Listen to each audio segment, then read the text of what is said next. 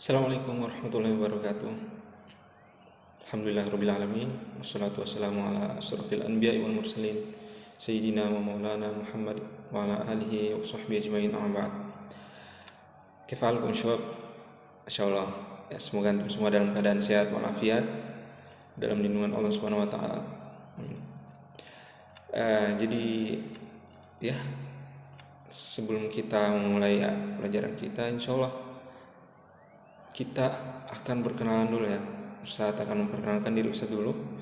Ya, seperti kata pepatah, tak kenal maka ta'aruf. Jadi kita ta'aruf dulu nih. Jadi perkenalkan, nama Ustadz, nama anak Muhammad Arif Ismail. Ustadz asalnya dari, kalau ditanya asal mungkin agak sedikit bingung ya penjelasannya. Soalnya Ustadz itu lahirnya di Timor Leste. Ustadz lahir di Timor Leste, terus besarnya itu di Sulawesi. Orang tua Ustadz merantau ke Sulawesi, jadi kita tinggal di sana. Lalu Ustadz SD, SMP, SMA semuanya di Sulawesi, tepatnya di Sulawesi Barat, Mamuju. Mungkin kalian belum pada tahu nih Mamuju nih, ya nggak apa-apa lah.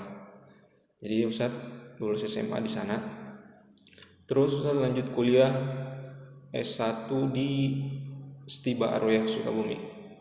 Mungkin kalian juga belum pernah dengar, tapi nggak apa-apa. Ya, Stiba Aroya. Ustadz di sana mengambil jurusan PBA atau Pendidikan Bahasa Arab. Ustadz kuliah di sana selama 6 tahun. Jadi 2 tahun pertama itu Iqdat, kemudian dilanjut 4 tahun pendidikan strata 1 atau S1. Ya, itulah biografi singkat Ustadz ya. Untuk hobi Ustadz sendiri sih, Ustadz itu senang ya main futsal ya. Olahraga Ustadz itu main futsal, dan juga ya sedikit senang sama bela diri. Terus kalian lain bisa kaligrafi, hobi kaligrafi juga, melukis. Ya, entahlah kapan-kapan kita bisa ketemu ya ketika masa pandemi ini berakhir. Semoga bisa. Ya, jadi insya Allah ya, Ustadz akan mengajar tajwid metode Syafi'iyah di kelas 7. Nah, jadi selama seminggu insya Allah kita ada pertemuan dalam setiap pekan. Nah, kenapa sih harus belajar tajwid? Kenapa? Karena tajwid itu penting. Kita harus memahami itu bagaimana hukum-hukum dalam membaca Al-Quran, bagaimana cara membaca yang benar, kapan kita memanjangkan harokat dan kapan kita tidak memanjangkan harokat itu. Jangan sampai yang pendek kita panjangin, yang panjang kita pendekin. Nah, itu salah, kan berubah makna dari Al-Quran. Kayaknya penting nih.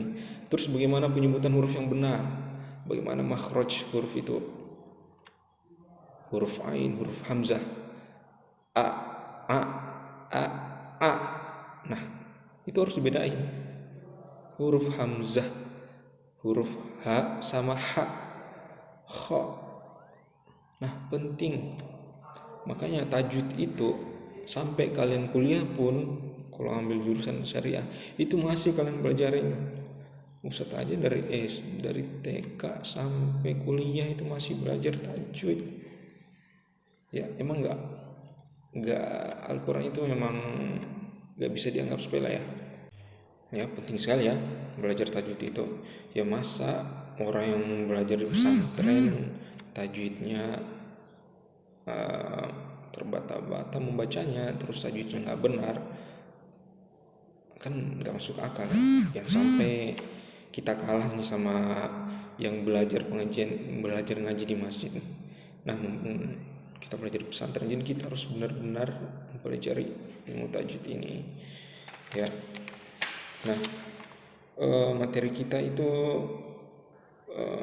ini ya bukunya ya, metode Asy-Syafi'i.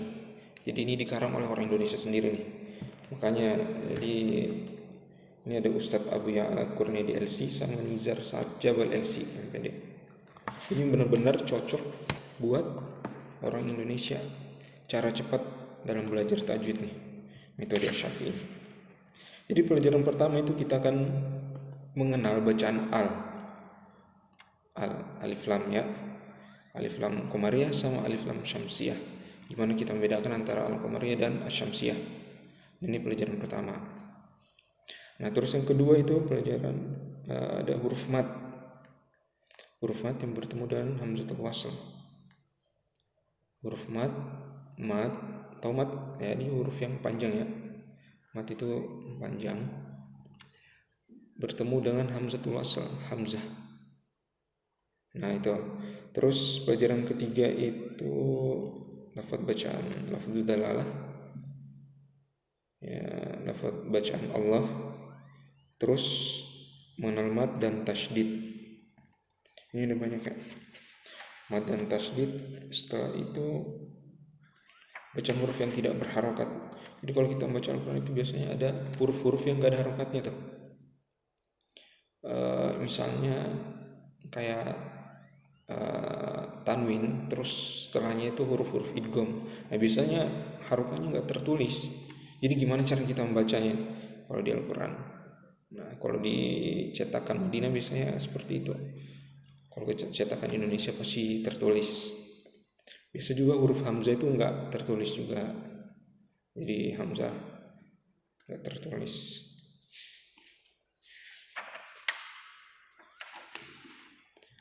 Terus cara membaca isti'adah. Isti'adah, basmalah, dan awal-awal surat. Gimana cara menyambung dua surat juga nanti insya Allah akan dijelaskan juga ya. Terus kecepatan ritme bacaan.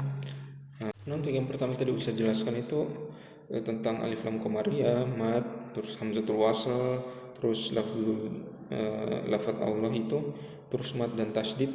Ini semua adalah pendalaman Iqra. Bagi kalian yang udah pernah belajar Iqra, nah ini kita perdalam lagi di sini nih, di metode Syafi'i. Kemudian kita masuk ke kelas tajwid nih, pelajaran tajwid. Nah, untuk pelajaran pertamanya itu bagaimana caranya kita beristi'adzah yang benar, ta'awudz yang benar. Cara membaca a'udzu billahi minasyaitonir rajim. Gimana cara baca yang benar. Terus kedua basmalah juga dan awal-awal surat. Cara menyambung dua surat setelah surat, misalnya setelah Al-Ikhlas ke Al-Falaq nih, gimana cara bacanya. Nah, kecepatan ritme bacaan juga nih penting. Kecepatan ritmenya. Soalnya ya pastilah kita itu pengen dengar orang mengaji itu dengan suara yang bagus. Nah, gimana cara mendengar? Ya ini dengan belajar ritme. Kita belajar ritme. Cepat, lambat, tinggi, rendah. Itu harus kita pelajari juga. Nah, pelajaran kedua itu adalah makharijul huruf.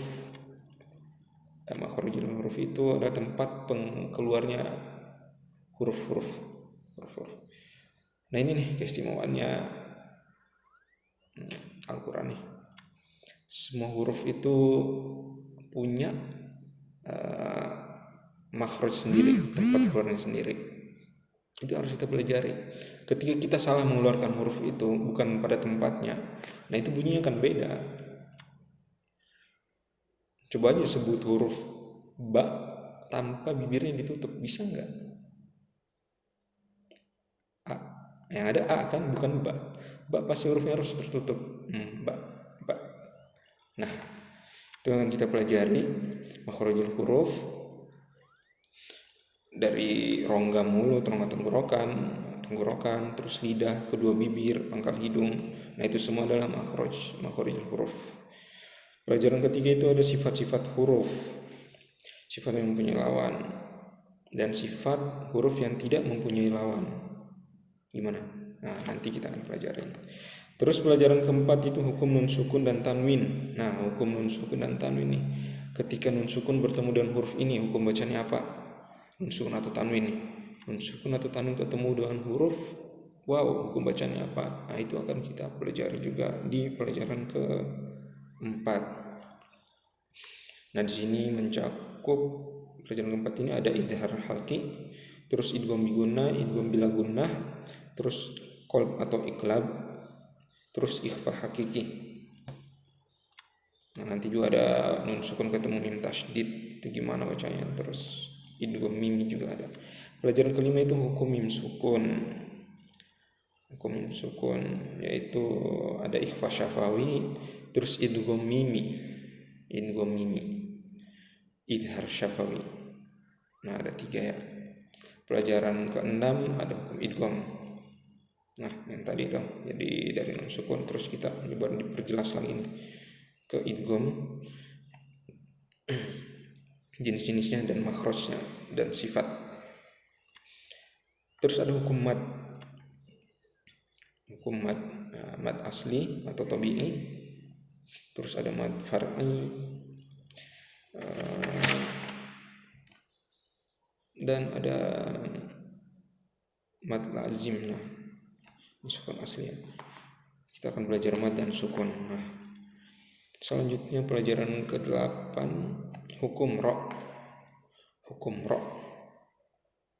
Kapan kita tafkhim dan tarkik.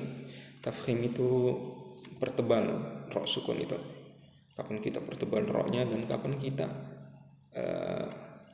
bacanya dengan tipis. Tarkik itu mengecilkan, menipiskan penyebutannya itu huruf ra.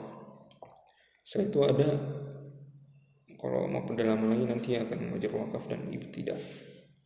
Jadi itulah materi-materi tajwid yang akan kita pelajari di semester ini untuk kelas 7 ya.